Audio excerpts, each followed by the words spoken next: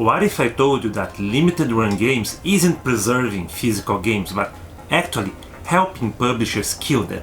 Even worse, their forever physical mission statement has an expiration date, because LRG's future is digital. And to make matters worse, this isn't just about LRG. The same applies to IM 8-bit, strictly limited games and other niche game publishers that release physical media outside the retail channels. Yet, we are mostly ignoring this, just feeling grateful that we are getting physical copies at all. I'm PV, and today we are taking a deep dive into the side effects of the shrinking retail market for physical games and how we have unintentionally helped major publishers move away from the physical media we love. Did this statement catch you off guard, or have you seen the writing on the wall for a while now? Let us know in a comment while we discuss these points. It's obvious that limited run games has changed over the years. What started as a small company releasing 1 or 2 physical indie games per month has turned into a major publisher, dropping multiple physical games and collector's editions every month, including titles from industry giants like EA, Ubisoft, Konami, Sega, and others. And there you have it, the elephant in the room. Limited run games is not a solution, but really a symptom to a larger problem, the will of the games industry to move away from physical release. Large publishers already push many games as digital only, but even when they do release physical versions, it's often treated as an afterthought. Instead of a planned retail release, they outsource it to companies like LRG, turning what should be standard into a special event. Take a look at some of the games LRG has handled recently: Yakuza 5, Dead Space, Persona 4 The Golden, Contra Operation Galuda, and several others. Even Tetris Effect, a sequel to the best-selling game of all time, got the limited run treatment, and just to add insult to injury, Tetris Effect got a standard retail release shortly after LRG's version went up for pre-order, making the wait for LRG buyers even more frustrating. Not so long ago, these gaming giants were more than happy to sell these games through retail when demand was there, and people were able to buy them at stores, often with discounts for the holiday seasons. Before, physical games were carefully planned and released to retailers. Now, we have to buy from a single vendor in a short pre-order window at a premium price, often significantly more expensive than the digital version. And it's not just the price, we also get limited purchasing options, often just one store, expensive shipping costs, optional shipping insurance. Let's not fix logistics, just pretend to care and charge more for the optional service. Long waits, sometimes months, sometimes years, for games we already paid for. Ironically, this is a Western phenomenon. In Japan, things work differently. And before we get into it, seems like you're enjoying this video, so make sure to leave a thumbs up and subscribe to the channel. In Japan, physical media is still king because it plays a key role in the second-hand market. People buy physical copies, sell them back, and get new games in the process. Most game stores in Japan thrive on used game sales, while new games are mainly sold by big retail chains like shmup and Amazon Japan. While digital gaming has grown in Japan, physical release remains strong, and that leads us to something interesting. Many games that are limited release in the West are actually standard releases in Japan. For example, the new Pokémon Rocky and Shadow of the Ninja were available in Japan months before strictly limited games released them in Europe. Contra Operation Galuga, Magical Drop 6 and Teenage Mutant Ninja Turtles Shredder's Revenge had a standard retail release in Japan long before LRG handled them in the West. You can buy these games even now from Amazon Japan or PlayAsia, no waiting, no pre-order window, no ridiculous shipping fees. And if you think that's weird, it gets even stranger. Limited Run Games actually sells some of their own release in Japan. Under a different brand, their Super Deluxe Games label in Japan has handled Dodonpachi, Mushihime-sama and Castlevania Anniversary Collection, for instance, all of which were easier to get in Japan than in the US. Oh, and the Japanese collector's editions, they are often cheaper and better than the US versions. What the hell, LRG? At this point, I've moved away from LRG and SLG entirely. I just import my physical games from Japan and get them without the hassle. Maybe that's the solution for you too. Let me know in a comment if you're also doing it this way. But this raises a bigger question. Why are companies like EA, Konami and Ubisoft okay with giving their Western customers such a terrible experience? The answer is simple: risk aversion. Big publishers exist to make money while minimizing risk. Going digital eliminates costs like manufacturing, inventory management, distribution, and since 80% of PlayStation game sales in North America are digital, Xbox is heavily digital thanks to Game Pass, and PC has been digital only for over a decade after Steam took over, why take the risk on physical at all? Handling physical release to LRG allows publishers to make guaranteed money without the risk LRG will pay them in the end, no worries. Distance themselves from the frustration customers feel. All the hate is channeled to LRG, who has a strong following to defend them online. Keep retail space for their biggest, more profitable titles, while mid-tier games go to limited instead. It's a win-win for publishers and a lose-lose for us. And that brings up a bigger issue. Why are we still going along with this? Well, it's because we are fine with that. We tell ourselves, at least these games aren't digital only, so we don't feel guilty to going with a lesser evil. LRG is preserving games. It even sounds noble, like we are part of the resistance.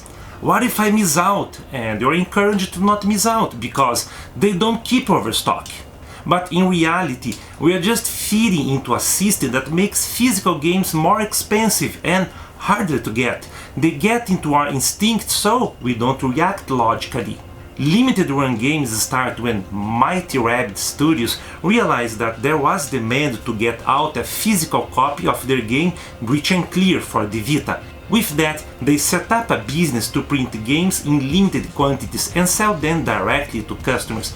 To minimize risks, they were selling these games before ordering them from Sony and shipping from their warehouse once they got the games to avoid the retailers. The model worked quite well, and LRG started to publish games from other studios, and that's where the problems started. As they looked to increase their sales, they changed their model to an open pre-order system, which helps them gauge demand for the release. Instead of guessing and missing out cash on the table, they just sell as much as they can to hungry gamers and collectors. This removes the risk and maximizes their profits, but also opens the door for big publishers to offload mid-tier release to them. On top of that, they also started partnering up with selected retailers that would also order games from them. All along, we were pretty much fine with that. We were getting our physical games and we were happy. But now, we start to realize that the model is not giving us enough. But it's too late to complain. Games that we would normally get through retail are now stuck into a business model that makes games hard to get, unless we pay a premium and get them at the right window of opportunity, or agree to pay an even greater premium to scalpers on eBay. And that's what's helping speed up killing games on physical media. For people wanting to play the game, what's the benefit of paying a premium to wait months to get a physical game release? Why not going digital for a lower price point and immediate access instead? Quite frankly, there's no benefit to the LRG business model for gamers over digital release. Games are less expensive, there's no shipping cost, and most importantly, games are readily available on the release date. Even if we prefer physical games, let's not fool ourselves. Games are cooler to play when other people are also playing them, especially games with an online component. And for niche games, that long delay is the difference between enjoying the game and missing out all the fun. I've been there myself with Phantom Breaker for the Vita. The LRG release was so late that when I finally got to play the game, the online gameplay was already dead, and guess what? There was even a trophy for playing it online on top of that. This was not a serious problem for people playing the digital version when it released, but months later, yeah, some of the fun was already gone. To experiment the game to its fullest, I had to find someone with the game and specifically ask them to log in so I could at least try out the battle mode and see what it was all about. Unless your goal is to have a game sitting on a bookshelf, there is no reason to wait months to play a game and completely miss out on the community aspect of gaming. Not to mention all the other issues with LRG like customer service, a business model driven by fear of missing out, the better service to store partners over customers, really expensive special editions or multiple editions with minor difference to create artificial needs to collectors. But is this enough to end physical media? Probably not now, but it's making gamers move away from them until physical media is not needed at all. The whole reason why limited games came to be was to allow people to purchase physical versions of games they were already playing or had them readily available on digital storefronts for a while. The whole preservation pitch was added as a way to make their effort noble, despite the pure business-driven decision to sell games at a premium. Or maybe this pitch got there to justify charging twice the price of the digital release plus shipping for a physical copy. It was sold as a service to the community. From a gamer's perspective, it's fine to prefer physical copies over digital. I prefer to have a disc or cartridge so I can easily have my kids playing them, or if I simply want to sell or trade it later. But when we get to the point that you have to wait months before getting your game and paying at least twice the price, are we really doing a favor to ourselves to prefer physical? In early 2022, I decided to stop buying LRG games because my list of pre-orders was ridiculous, with some games waiting to ship for over a year. It took more than 1 year and a half from that decision to clear that list of pre-orders, and that includes a game that fell through the cracks in their system. The pre-order was there, the game had been shipped for everyone, but my copy didn't move at all, until customer service checked that, yeah, they forgot to ship me the game. Nice, an extra delay to a long wait. If you do a quick math, it's easy to see why this can become frustrating. You buy a bunch of games, all paid up front, and wait almost forever to get them.